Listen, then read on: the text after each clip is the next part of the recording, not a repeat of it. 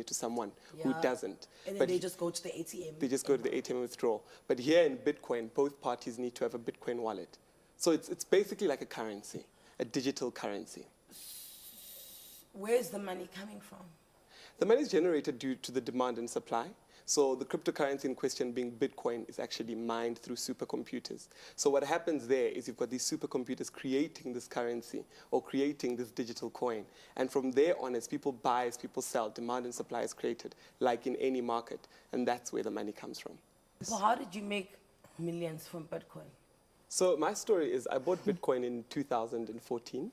How did you find out about it? So somebody had asked me to buy Bitcoin because they wanted to send it through to Russia. So what I did is I got on the internet and I researched, okay, how to actually buy the Bitcoin. I bought a Bitcoin. At that time, it was $200. Yes. So I bought a Bitcoin, and overnight, it jumped to $1,000. So I called the lady who asked me to buy the Bitcoin and said, what's going on here? Why has this thing jumped overnight? And why are you keeping me out? And when she tried to explain it, I didn't really understand it. So I started speaking to people in China who already had a community of Bitcoin and asking them, guys, what's going on here? And when they explained it to me, I understood, took interest. I bought a lot of Bitcoin and I started buying and selling. And I bought quite a lot of Bitcoin. And but why does it fluctuate? Because now, do you know, from what I'm hearing, it sounds like you're playing in the stock market. okay. Is that what's... That's not quite what's happening. What's happening is as demand increases. Yeah. So for example, if you wanted to now purchase your own Bitcoin, as demand increases, the price increases. So are there only a certain amount of Bitcoins in the world? Yes. And we were not making any more Bitcoins, so you get in now and you...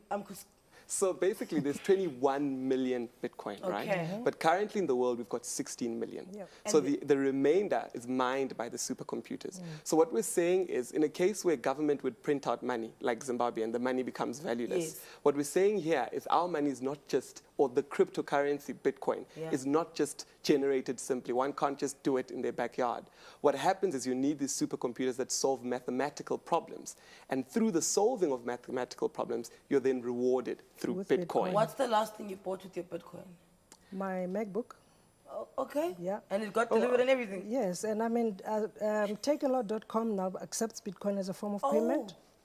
Pick and Pay as well? And I Pick just and bought Pay. these proof floaties from there. Yeah, well, Pick and Pay trialed it to show that it can actually work. So all you need is your Luno or altcoin to actually pay that generated invoice through point of sale. So there's a website, is it bitcoin.com, and you go then you buy Bitcoins? There's different No, there's exchanges. different exchanges. So how